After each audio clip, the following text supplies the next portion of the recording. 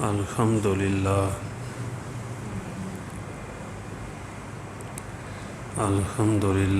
وکفی وسلام علی عبادہ الذین اصطفی۔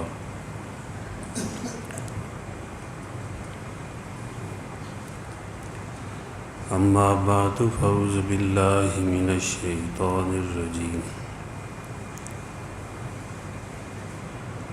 بسم اللہ الرحمن الرحیم۔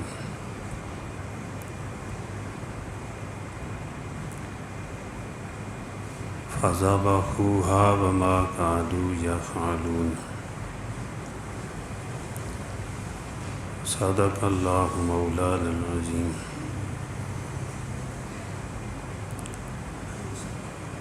وقال اللہ تعالی لن ينال اللہ لحومها ولا دماؤها ولكن يناله التقوى منكم۔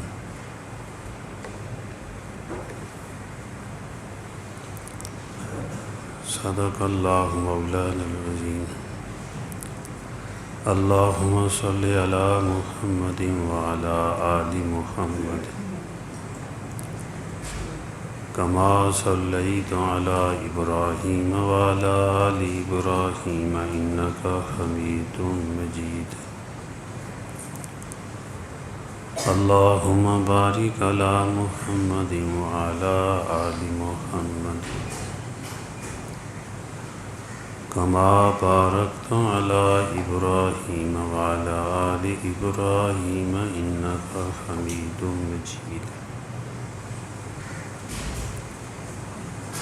اللہم صلی علی سیدنا و مولانا محمد وعلی آل سیدنا و مولانا محمد وبارک وسلم۔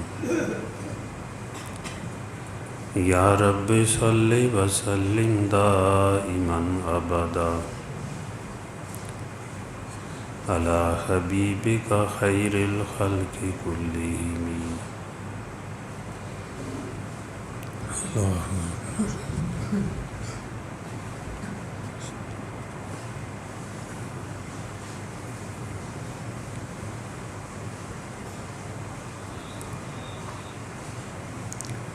نیک اعمال کی برکت سے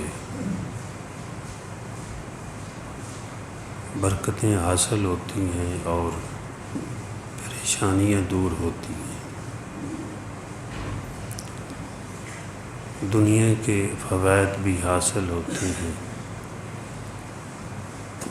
آخرت کے فوائد بھی حاصل ہوتے ہیں۔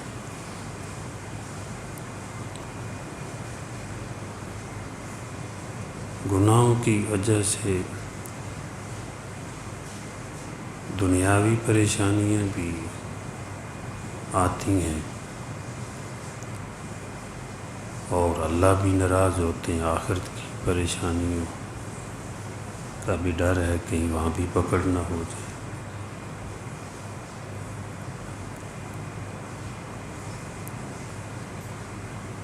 بنی اسرائیل میں ایک آدمی قتل ہو گیا، موسیٰ علیہ السلام کی قوم،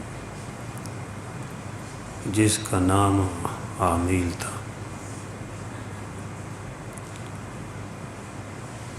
لیکن اس کے قتل کا پتہ نہیں چلتا تھا کہ قاتل کون ہے۔ بنی اسرائیل کو، اس بلادری کو یہ پریشانی لاحق تھی کہ کون قاتل ہے۔ مختلف لوگوں کی طرف ان کا دھیان جاتا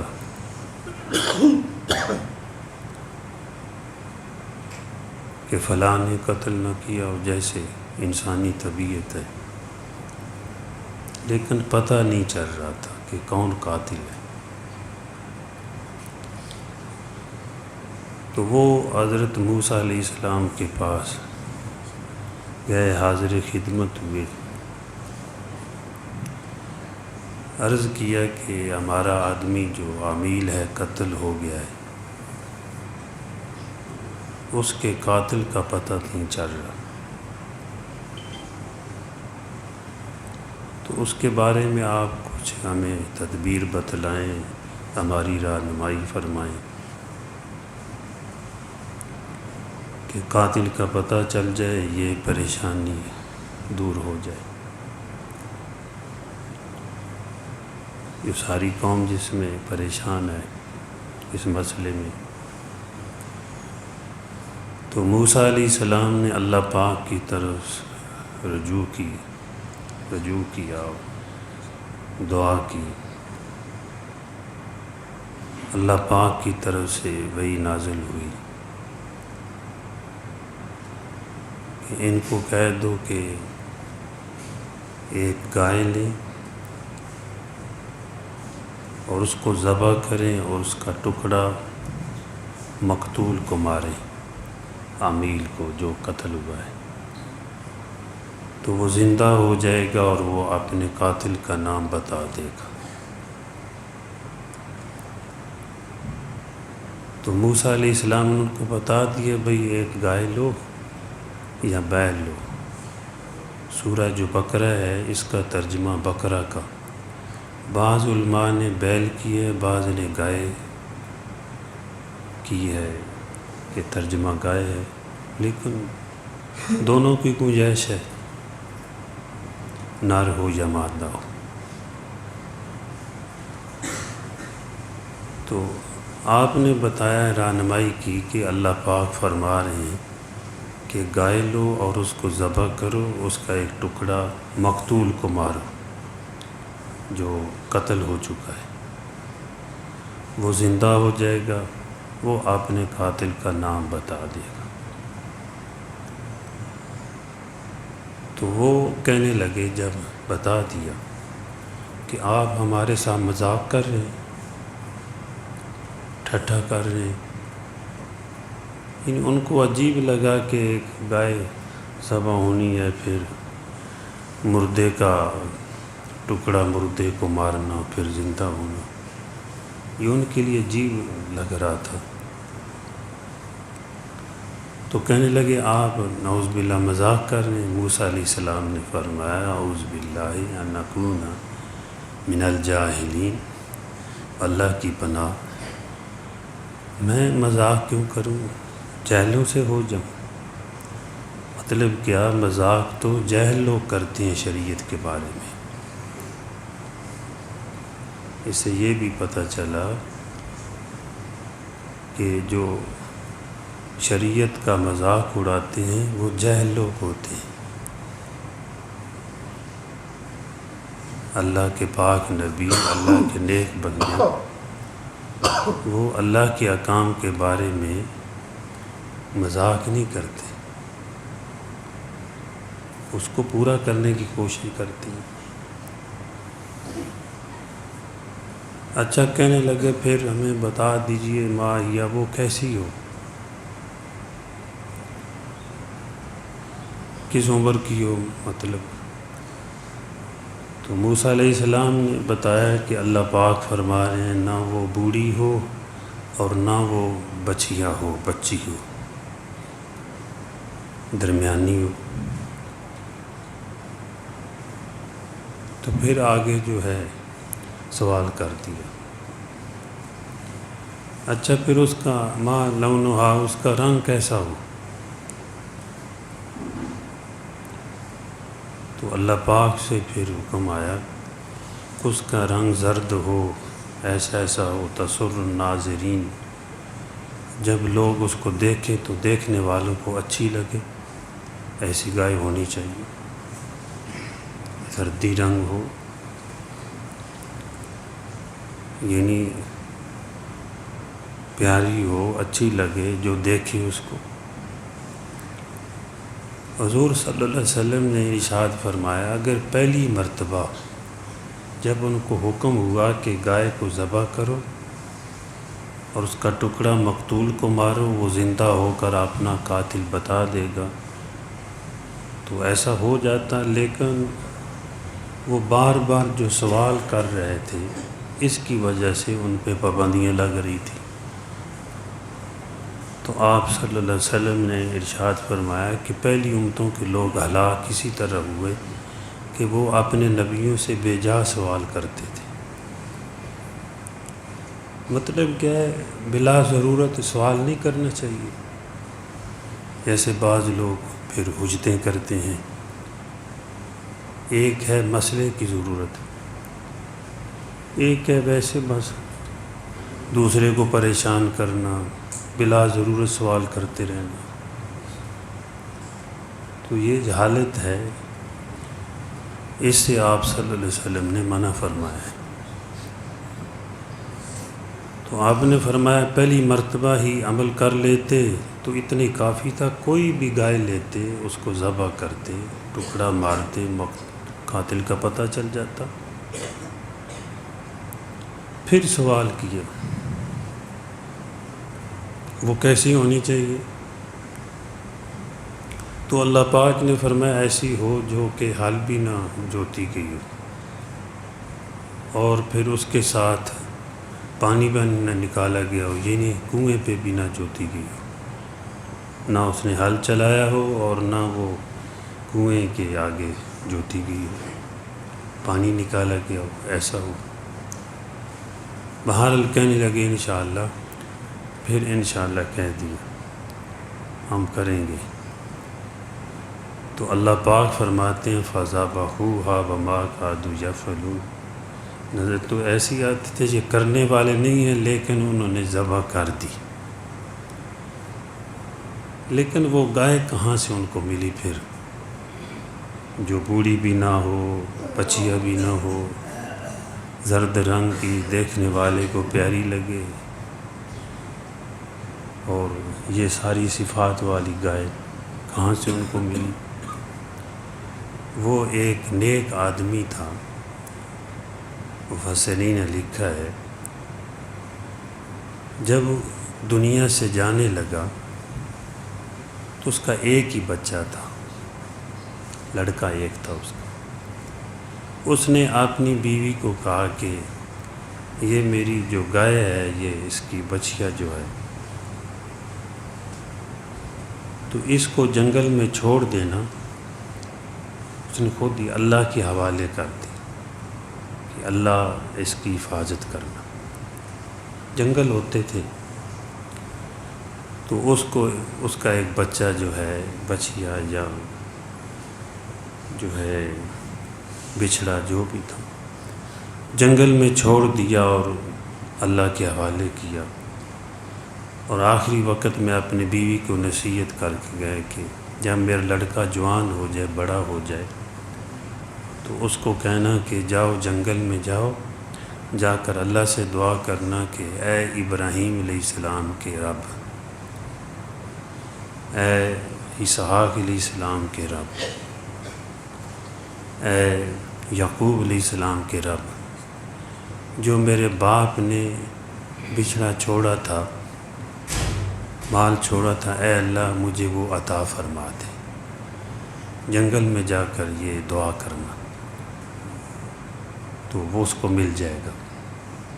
تو بہرحال اس نے ایسا ہی کیا۔ اس لڑکے نے جب جوان ہوا تو اس نے جا کر جنگل میں دعا کی، وہ جو گائے چھوڑ کر ان کا باپ گیا تھا وہ اس کو مل گئی۔ وہ بچہ اپنی ماں کا فرما بردار بھی بڑا تھا، وہ لڑکا جو تھا نیک تھا، باپ بھی اس کا نیک تھا، لیکن وہ بچہ بھی بڑا نیک تھا۔ ایک حدیث میں آیا ہے کہ نیک آدمی کی نیکی 7 نسلوں میں منتقل کی جاتی ہے۔ اگر کوئی نیک آدمی ہو تو اس کی نسل میں اللہ نیکی کو منتقل کرتے ہیں، عمومی طور پہ یہ ہے۔ اس کے برعکس کبھی ہو جائے تو وہ علیحدہ بات ہے، جو قانوناً یعنی اکثر جو ہوتا ہے۔ دیکھا گیا ہے کہ باپ ورد وظیفے والا ہے، جب دنیا سے گیا تو کوئی بچہ اس کی جگہ پہ بیٹھ جاتا ہے، وہ شروع کر دیتا ہے، وہ مزاج اس کا ہوتا ہے۔ یہ کئی مرتبہ دیکھا گیا، اللہ کرے ایسے ہی ہو۔ اگر وہ گیا ہے تو اس کے پیچھے اس کا اور بچہ کوئی نہ کوئی بیٹھ جاتا ہے، وہ کام شروع کر دیتا ہے۔ تو آپ نے فرمایا کہ آدمی یعنی نیک آدمی کی نیکی کو 7 نسلوں میں منتقل کیا جاتا ہے، اسی طرح برے آدمی کی، یہ بنیۃ الطالبین میں حدیث ہے، برے آدمی کی برائی وہ بھی نسلوں میں منتقل ہوتی ہے، ساتھ ہی بدنامی کا تو سبب بنتی ہے کہ فلاں کا ہے۔ تو وہ بچہ بڑا نیک تھا، مزدوری کرتا، اس میں سے ایک حصہ اللہ کے راستے میں وہ خیرات کر دیتا، وہ جس کی گائے تھی، اور ایک حصہ اپنی ماں کو دے دیتا، اور ایک حصہ اپنے خرچ کے لیے رکھ لیتا۔ یہ وہ 3 حصے کرتے تھے۔ حضرت ابو ہریرہ رضی اللہ تعالی عنہ کا معمول تھا اپنے گھر کا کہ رات کو 3 حصوں میں تقسیم کیا ہوا، ایک حصہ میں خود جاگتے، اللہ اللہ کرتے، گٹھلیوں پہ ذکر کرتے، باندھی گٹھلیاں رکھ دیتی تھی، اس پہ ذکر کرتے رہتے تھے، اور کوئی عبادت یعنی جو بھی عبادت، ایک حصہ ان کے گھر والے جو ہے وہ رات کا تیسرا حصہ جو ہے وہ عبادت کرتے تھے، اور ایک حصے میں ان کی جو نوکریانی تھی، لونڈی تھی، خادمہ تھی، جو ان کے خادم تھے، وہ اللہ کی عبادت کرتے تھے۔ بھئی کتنے وہ پیارے لوگ تھے جن کے نوکر بھی عبادت گزار تھے، سوچنے والی بات ہے، خود بھی عبادت والے۔ حضرت شیخ الحدیث رحمۃ اللہ علیہ بھی فرماتے ہیں ہمارے گھر کا معمولات اس طرح کے تھے۔ تو وہ بچے اس نے اپنے مال میں سے 3 حصے کیے ہوئے، ایک حصہ اللہ کے راستے میں خیرات کر دیتا، ایک حصہ اپنی ماں کو دے دیتا، ایک حصہ اپنے کام میں لگا لیتا، یہ اس کے معمول تھے، اور کوئی کام اپنی ماں کے کہنے کے بغیر نہیں کرتا تھا۔ وہ جو گائے کی جو صفات بیان ہوئی تھی، اللہ جل جلالہ نے بیان فرمائی کہ وہ زرد رنگ کی ہو، دیکھنے والے کو اچھی لگے، نہ وہ اس نے ہل میں جوتی گئی ہو، نہ اس سے پانی نکالا گیا ہو، نہ وہ بوڑھی ہو، نہ وہ بچی ہو، درمیانی عمر کی ہو، یہ ساری صفات جو اس کی گائے تھی، وہ اس بچے کی، اس کے اندر پائی جاتی تھی۔ یہ جتنی اچھی صفات تھی اللہ پاک نے جو بیان فرمائی۔ تو اس وقت ان کے پاس فرشتہ آیا، ان دنوں میں ایک دن آیا، قیمت لگائی کہ یہ گائے اتنی کی دے دو۔ تو اس نے کہا میں اپنی امی سے پوچھ لوں۔ اس نے کہا کہ نہیں، امی سے نہ پوچھ، میں تجھے اتنے پیسے دیتا ہوں، لے لے۔ نے کہا میں امی کے پوچھے بغیر میں نہیں دیتا۔ فرشتہ چلا گیا۔ دوسرے دن پھر اس نے آ کر قیمت لگائی کہ اپنی گائے اتنی کی دے دو۔ انہوں نے کہا کہ میں اپنی امی سے پوچھ لوں، اس نے اجازت دی تو میں دے دوں گا۔ اس نے کہا امی سے نہ پوچھ، اتنی جو ہے تو دے دے اتنے کی۔ انہوں نے کہا ایسا میں نہیں کرتا۔ تیسرے دن پھر فرشتہ آیا، تیسری بار آیا تو پھر اس نے قیمت لگائی کہ اتنے کی دے دے۔ تو وہ لڑکا کہنے لگا میں اپنی امی سے پوچھ لوں، اس نے اجازت دی تو پھر میں دے دوں گا۔ کہا کہ نہیں، امی سے نہ پوچھ، ویسے ہی دے دوں۔ نے کہا ایسا میں نہیں کرتا۔ پھر فرشتے نے اس کو نصیحت کی، تیرے گائے کی قیمت لگے گی، تیری گائے کی قیمت لگے گی، اور اس کو سونے کے برابر جتنا اس کا وزن ہے اتنا ہی سونا لینا، دیں گے تمہیں، ویسے نہ دینا۔ بس نصیحت کر کے فرشتہ چلا گیا۔ پھر وہ مقتول کے وارث آئے جو گائے ڈھونڈ رہے تھے، دیکھا تو وہ گائے تھی، ساری صفات اس گائے کے اندر تھی۔ تو انہوں نے قیمت لگائی۔ اس نے کہا کہ جتنی گائے کا وزن ہے اتنا سونا دے دو تو لے جاؤ۔ پھر انہوں نے مجبوراً وہ گائے کے گوشت کے برابر سونا وزن کر کے دیا، وہ گائے لے کے گئے۔ اب لے کر گئے، جا کر اس گائے کو ذبح کیا، اس کا ایک ٹکڑا مقتول کو مارا جو وہ قتل ہو چکا تھا۔ وہ زندہ ہوا، اس نے بتا دیا کہ میرے بھتیجے نے جنگل میں لے جا کر مجھے قتل کیا تھا۔ اس عامل نے جو ہے بتا دیا، بھتیجے نے قتل کیوں کیا؟ کہ اس کے مال کا وارث میں ہو جاؤں گا۔ مال کے لالچ میں اپنے چچا کو اس نے قتل کر دیا۔ مقتول نے بتا دیا اور بتا کر پھر مر گیا۔ اللہ جل جلالہ یہ واقعہ بیان فرما کر فرماتے ہیں کذالک یحیی اللہ الموتیٰ، بنی اسرائیل کو بھی دنیا والوں کو بھی بتا دیا کہ جس طرح یہ مقتول زندہ ہوا، اسی طرح ہم مرے ہوئوں کو قیامت کے دن زندہ کریں گے، اپنی قدرت کاملہ سے اس طرح زندہ کریں گے۔ ورنہ مردے سے مردہ زندہ کیسے؟ گوشت بھی مردہ، مرنے والا بھی مردہ، قتل ہونے والا۔ اللہ پاک فرماتے ہم اس طرح زندہ اپنی قدرت سے کریں گے۔ تو اس واقعہ سے بھائی یہ بھی نصیحت حاصل ہوتی ہے کہ انہوں نے گائے ذبح کی تو بلادری سے ایک پریشانی دور ہو گئی۔ تو بعض بزرگوں نے فرمایا اگر بلادری میں اپنی قوم میں کوئی پریشانی آ جائے، اگر کوئی گائے ذبح کر کے اللہ کے راستے میں یعنی تقسیم کرے گا، قربان کر دے گا، تو اللہ پاک اس پریشانی کو دور فرما دے گا۔ اور دوسرا یہ ہے کہ وہ بچہ نیک تھا، فرما بردار تھا، نیک آدمی کا نیک بچہ تھا، اللہ پاک نے کیسا بندوبست فرما دیا کہ اس کو کتنا اللہ پاک نے رزق عطا فرما دی، اور اس کے مال کی حفاظت اللہ پاک نے کی۔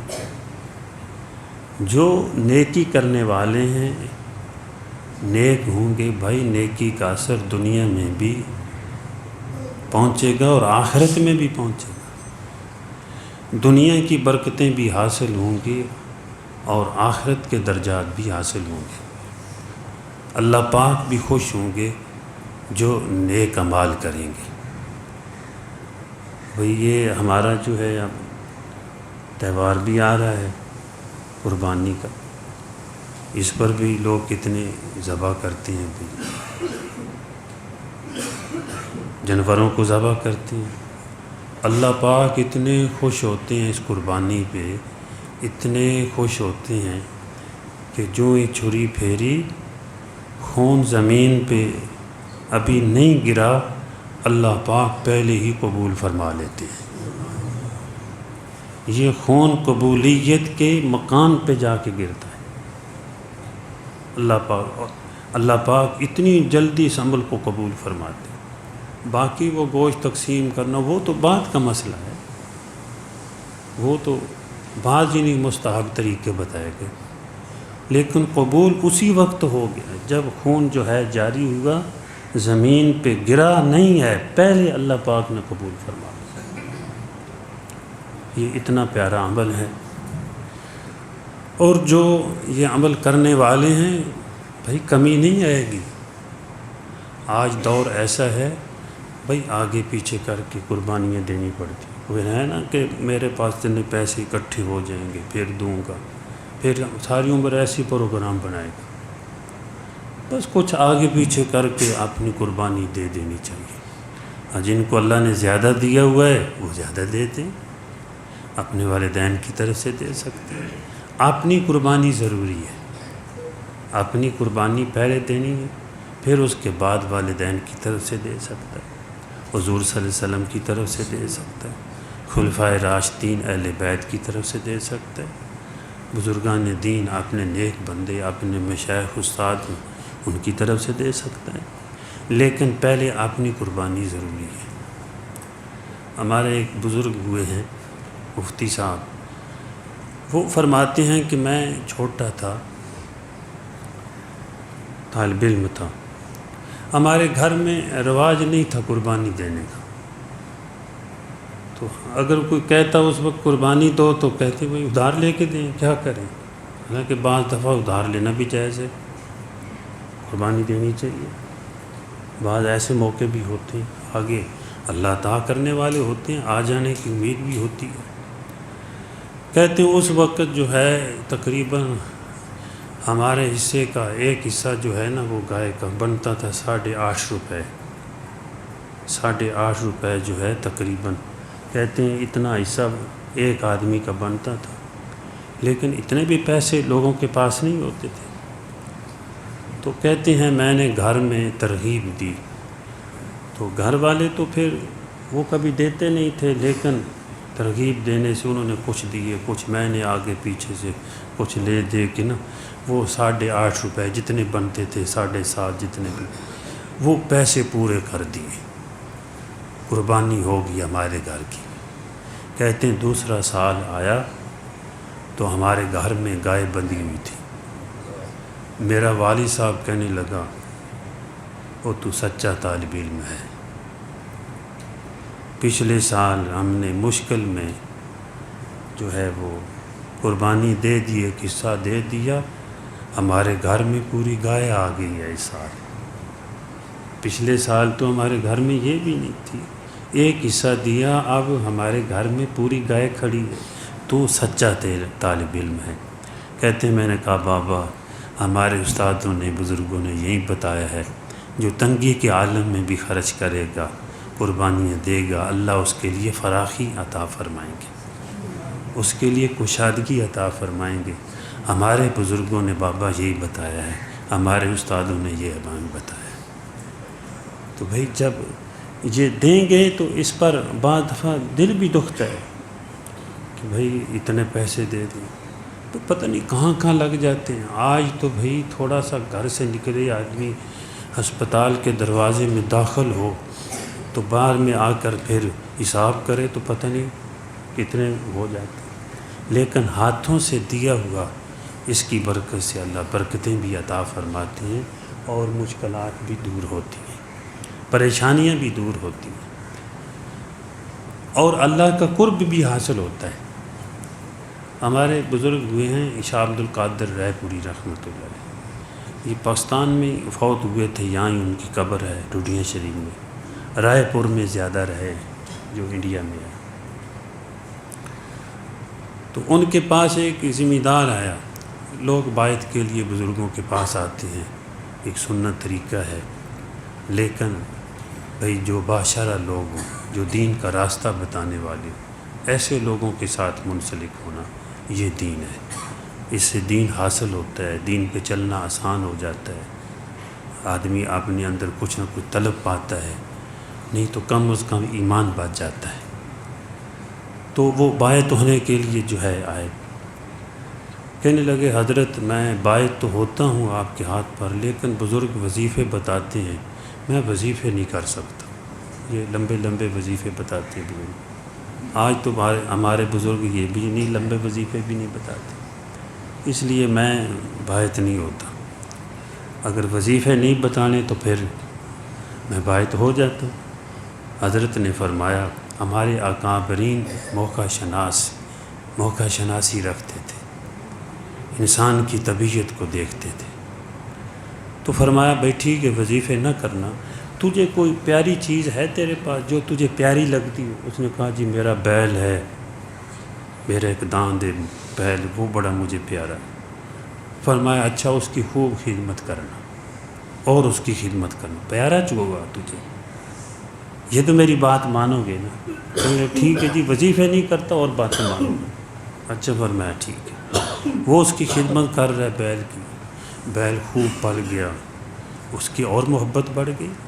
سیدھی سی بات ہے، یہ ہمارے یہاں گاؤں میں مجھے بعض نے بتایا وہ بکرا پالا ہوا تھا، جب اس کے گلے پہ چھری پھری تو پالنے والے کے آنسو بھی نکل گئے۔